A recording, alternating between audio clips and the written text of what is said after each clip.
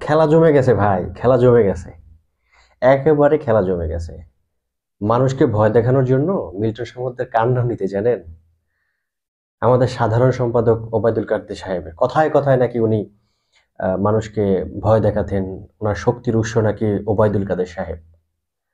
আসলে ব্যক্তিগতভাবে আমি মনে করি এই যে ওবায়দুল কাদের সাহেবের নাম উনি নিয়ে মানুষকে ভয়ভীতি দেখাতেন। আদৌ ওবায়দুল কাদের সাহেব এ ব্যাপারে কিছু জানেন কিনা আমার সন্দিহান। তবে আমার প্রশ্ন হচ্ছে এছাড়াও গসিপিং আছে উনি উনার প্রশাসনিক অনেক আ ঊর্ধ্ব মহলের সাথে উনার ওঠা-বসা ছিল এবং তাদের ছত্রছায়ায় কিন্তু মিল্টন সমাদ্দার আজকে যে তার সাম্রাজ্যবাদ, সে যে একটা ক্রাইমের সাম্রাজ্য তৈরি করেছে, সেখানে পৃষ্ঠপোষকতা করেছেন নাকি? এমনটাই সংবাদ মাধ্যমে চাউর হয়েছে। তো মিল্টন সমাদ্দারের আশেপাশের লোকজন যে সমস্ত ইন্টারভিউ দিয়েছেন এবং পাশাপাশি তারা যে কথাগুলো বলার চেষ্টা করেছেন তার থেকে প্রতিবাদ যদি কেউ করতে যেত, তার কার্যক্রমগুলো যদি কারো ভালো না লাগতো এবং অন্যায় মনে হতো, সে যদি প্রতিবাদ করতে যেত তাহলে মিল্টন সমাদ্দারের কাছ থেকে নানা ধরনের নির্যাতন, মামলা হামলার সম্মুখীন হতেন।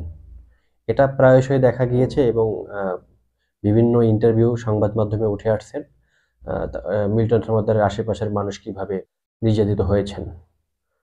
সো একটা জিনিস ক্লিয়ার, কারো যদি ছত্রছায়া না পাওয়া যায় তাহলে মিল্টন সমাদ্দারের মতন লোক এতদূর আসতে পারেন না এবং উম একটা লোক ১০ বছরের অধিক সময় ধরে এই ধরনের নিষ্ঠুর কার্যক্রমগুলো চালায় আসতেছেন। কিন্তু আমাদের প্রশাসনের নাকের ডগার উপরে দিয়ে তারা কিছুই ধরতে পারছেন না। সাংবাদিক ভাইয়েরা যখন বিষয়টা নিয়ে ইনভেস্টিগেশন করলো এবং বিষয়টাকে সামনে নিয়ে আসলো তখন থেকে তোলপাড় এবং তাকে গ্রেপ্তার করা হলো। আল্টিমেটলি তাকে রিমান্ডে নিয়ে অনেক চাঞ্চল্যকর তথ্য বেরিয়ে আসছে।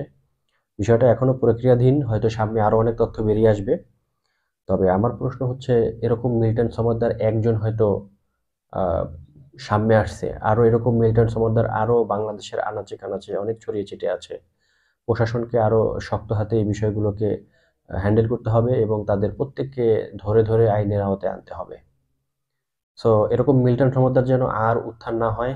এই বাংলার মানুষ বাংলার জমিনে যেন এরকম মানুষদের আবেগ ইমোশন নিয়ে অসহায় গরিব যারা বয়োজ্যেষ্ঠ বৃদ্ধ তাদেরকে পুঁজি করে এমন নৈরাজ্য সৃষ্টি না করতে পারে এমনটাই প্রশাসন এবং সরকারের প্রতি আবেদন জানাচ্ছি।